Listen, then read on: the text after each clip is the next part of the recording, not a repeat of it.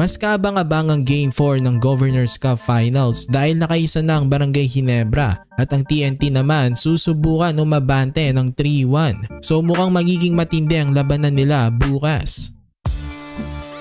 So mukhang matindi ang magiging bakbakan ng Barangay Ginebra at TNT Tropang Giga bukas sa Game 4 ng Governors Cup Finals. Susubukan ng Gene Kings may tablang serye sa 2-2 pero gusto naman ng TNT umabante na ng 3-1. So paniguradong magiging intense itong Game 4 bukas mga kabakets. Magandang pagkakataon o golden opportunity na nga ito para sa Tropang Giga. Dahil kung manalo sila dito, isang panalo na lang sila at kampiyon na naman ulit sila ng Governors Cup.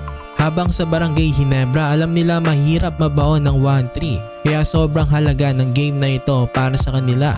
Matalo sila dito parang wala lang din ang panalo nila nung Game 3. Kaya dapat netong Game 4, ito na ang maging best game nila sa series para makuha nila ang Game 4 at may tabla na nila ang serye.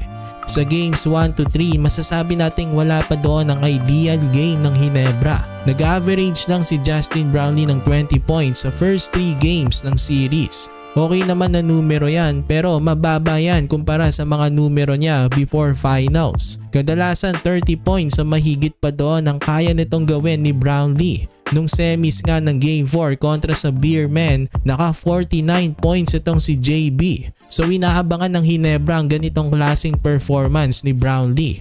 Pero may rason naman kasi bakit bumaba ang kanyang mga numero nitong finals. Maganda talagang depensa ng TNT sa kanya. Kung patuloy ngang malimitahan ng TNT itong si JB sa mga susunod pang games, malaki ang tsansa ng Tropang Giga manalo. Baka hindi na humaba itong serye.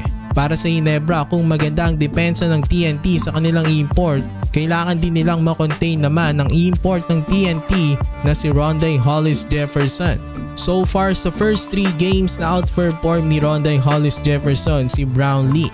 Sa Game 3 maganda na ang depensa sa kanya ng Ginebra pero naka 24 points pa rin siya. Ang hindi pa nagkakaroon ng magandang game nitong finals ay ang rookie ng Ginebra na si RJ Abarientos. So inaabangan din nila ang pag-step up nito. Alam naman natin na malaking bagay ang kanyang scoring at playmaking. So kinakailangan ng Gene Kings ng better na RJ sa mga susunod na crucial games. Nasa Ginebra na ang momentum pero ang TNT pa rin ang lamang. So ano sa tingin niyo mga kabakets? Tatabla na ba ang Ginebra o aabante na ang TNT ng 3-1 bukas?